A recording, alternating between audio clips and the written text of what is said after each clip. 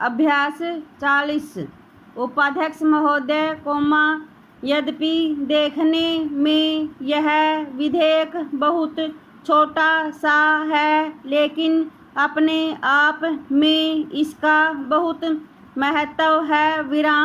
जैसा कि मंत्री महोदय ने उद्देश्य और कारणों में इसका विवरण दिया है, जितने भी हमारे केंद्रीय नियम बनते हैं अथवा आदेश जारी होते हैं, उन सब का अनुवाद राज्यों की भाषाओं में, जिन जिन कारणों में जिन जिन भाषाओं को अपनी राज्य भाषा के रूप में अंगीकृत किया हुआ है, उन सभी में अधिकृत रूप में प्राप्त हो सके और उसको विधि के रूप में मान्यता प्राप्त हो। इसलिए इस प्रकार का यह विधेयक यहाँ पर लाया गया है।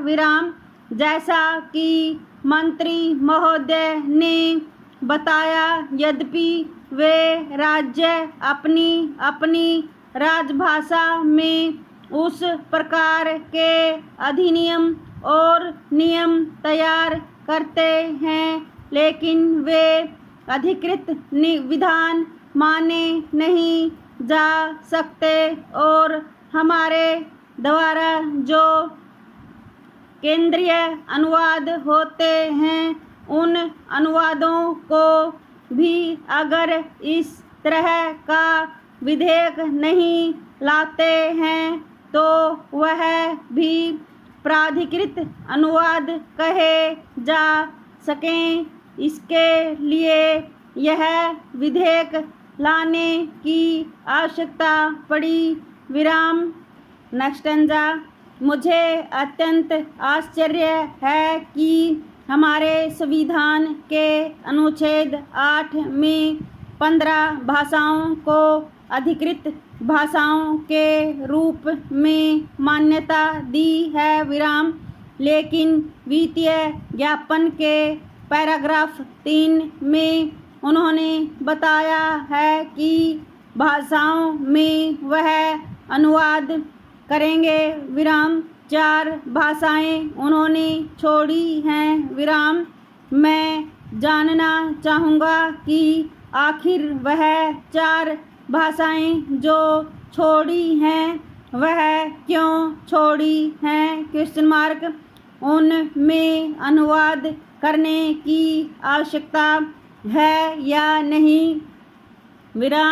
यदि नहीं तो मंत्री महोदय बताए कि वह आवश्यकता क्यों नहीं है।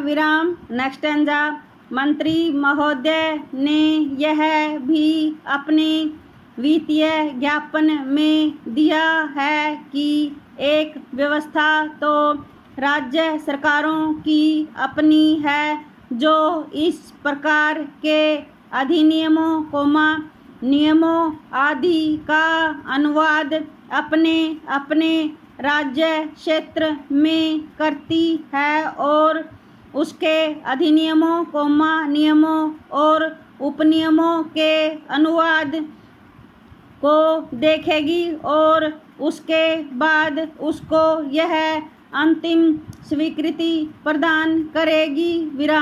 तो क्या इस प्रकार की व्यवस्था नहीं हो सकती जिसमें यह दोहरी व्यवस्था न हो कि राज्य में अलग और केंद्र में अलग हो?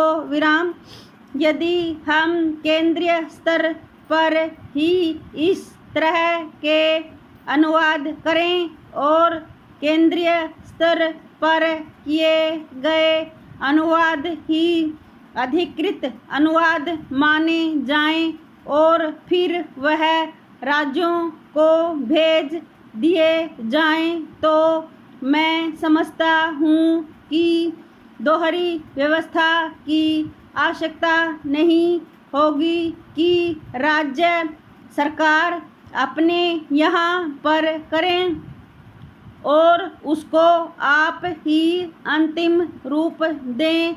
मंत्री महोदय, इसको भी स्पष्ट करने की कृपा करें। विराम।